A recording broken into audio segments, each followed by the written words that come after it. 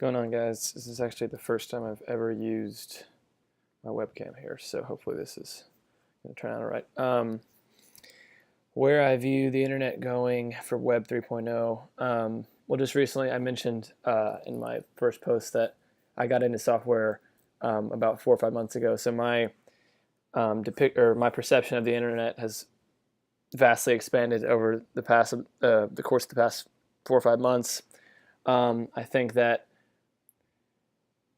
there is going to be more dependency on the internet, but I don't necessarily think that's going to be a bad thing, depending on your perspective, obviously. Um, you know, I have my younger brother's 14, about to be 15, and his generation, are the generation that are glued to screens, and I think that can have, a harmful effect on the way you're brought up, and I'm sure there's a lot of other cons to that as well, but I think there's another level of interconnectivity between, you know, your friend over here and your friend way, say you move across the country or something like that, you are able to keep up with people a lot more than you were prior. And I mean, especially the way that the internet has been moving, things have been, vastly expanding very quickly.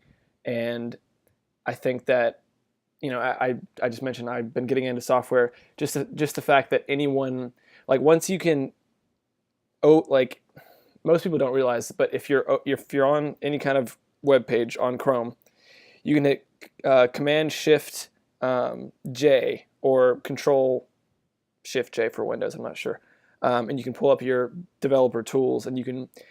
It might seem like gibberish to someone who's not used to it, but you can actually inspect each element on the web page and see how it's laid out, see how that person chose to actually lay out the web page, and you can mess around with JavaScript within the console of that web page. And I just find that vastly, it's incredible that you can learn to, like, manipulate a web page just via the console on any.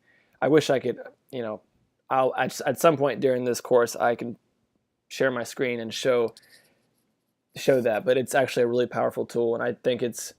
I realize I'm rambling here. It's kind of hard to keep one train of thought going, but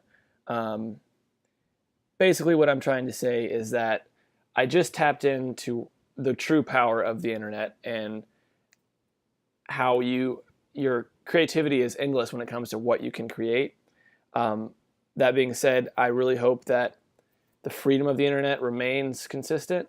I know net neutrality was just an issue that I don't want to say too much on it because I can't say that I know enough on it. But I know that it was a big topic that just passed recently.